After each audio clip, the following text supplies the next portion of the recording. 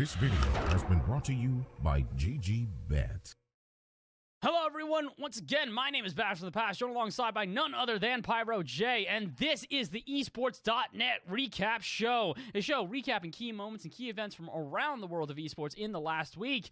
And today, we're kicking this one off by talking about how Ubisoft has made a push into mobile gaming.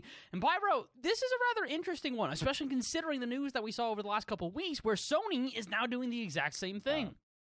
Yeah, Sony recently coming up with Savage Game Studios to produce some very unique mobile games. Forward Ubisoft says, yeah, give us a slice of that pie. Okay, 3 new games in the mobile department coming out from Ubisoft as released in that Ubi Forward event. We've got Rainbow Six Mobile, which in my opinion is the most highly anticipated of the 3 Bass. We've also got the Division Resurgence, as well as Assassin's Creed Codename Jade, 2 games which are more of the open world aspect. Rainbow Six Mobile, Bass, I feel like is more kind of esports related, as many of those Rainbow Six fans love their esports events. Rainbow Six is in an interesting state right now where the esports scene as a whole has been struggling as of late. We've seen a lot of cuts to a couple of different divisions here and there.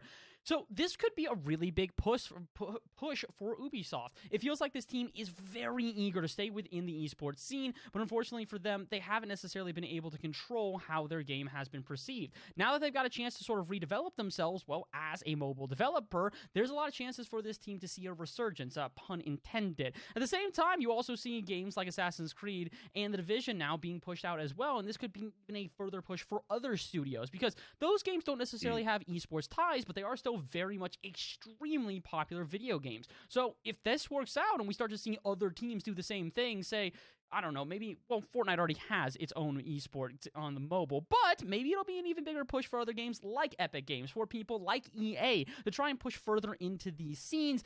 It's a really, really big deal. I don't think we can overstate how big it is to see even more North American developers finally getting into the mobile esports scene.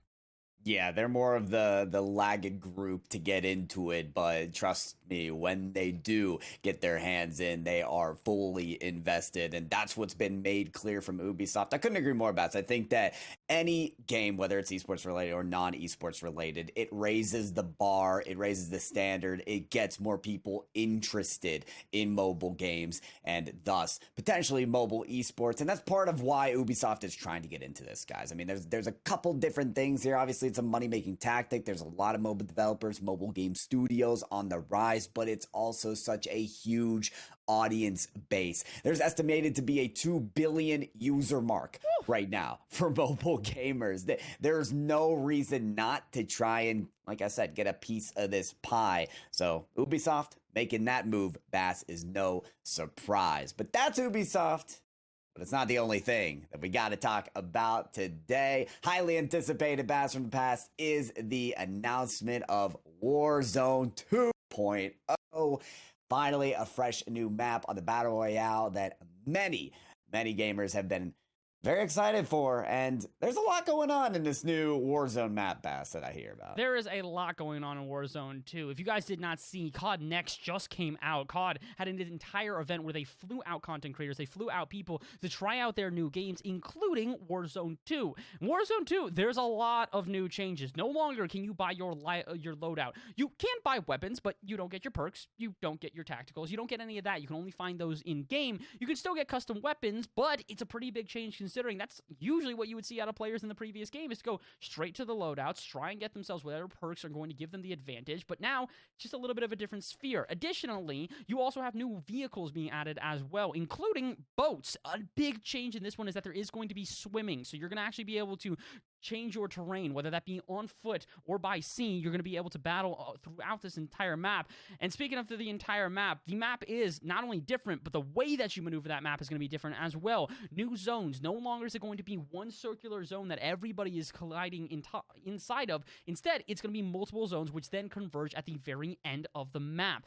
It seems like this is going to make a very different pace of play for the players that are within the game. And in addition to that, speaking of players that are in the game, Once you're out of the game, it's no longer just a one-on-one gulag. It is 2v2. The gulag getting an update as well. One of the most popular features of all of Warzone has now had a very large change to it, which could be for the better or for worse. And the final change that's pretty significant in this one is that we've now got strongholds all over the map with enemy AI within them. We have seen AI be used in Warzone before, but never to the degree where it is a point of interest, a POI that players are going to be able to converge upon. It feels like Warzone 2 is taking a lot of steps in the right direction. They are trying to develop themselves in a way that we have never seen before.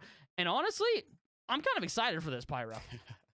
Honestly, I think my excitement comes not just from all of those updates that you mentioned, but this is modern warfare as well. 50% of the map is going to be made up of these beloved places, these areas that we know as modern warfare. I want to invigorate my experience with those maps again. Like, those bring back good memories. Another thing, by the way, proximity chat going to be added to Warzone 2.0. That Escape from Tarkov kind of feeling. That's going to be a little bit of an interesting addition to the game, getting to hear more and more of your opponents as you try to take them out. But yeah, Blast from the Past, fingers crossed that maybe you and I get randomly selected as the two gulag mates that team up and try to win our way back. Well, we'll have to find out. The game comes out very soon. It comes out just at the beginning of November. I believe it is November 12th or 16th, somewhere in that range. 16th. All right. And it was one of the two dates. It's 16th in which it will be coming out. And when it does come out, it feels like it's going to take the entire scene by storm, especially considering this comes off the heels of the Warzone World Series, which we just saw conclude a couple of weeks ago. So now that the esport is feeling invigorated, now that the players are feeling invigorated due to events like COD Next, like the Warzone World Series, it feels like this is the perfect time for Warzone 2 to come out, and maybe it'll hit the ground with an absolute bang. But that is all that we have got this week. Thank you, everybody, for coming in here. That was today's show for the esports.net recap show. My name is Blast from the Past, joined alongside by none other than Pyro J, and we will see you guys next week. Have a good one. Sponsored by GG Bet.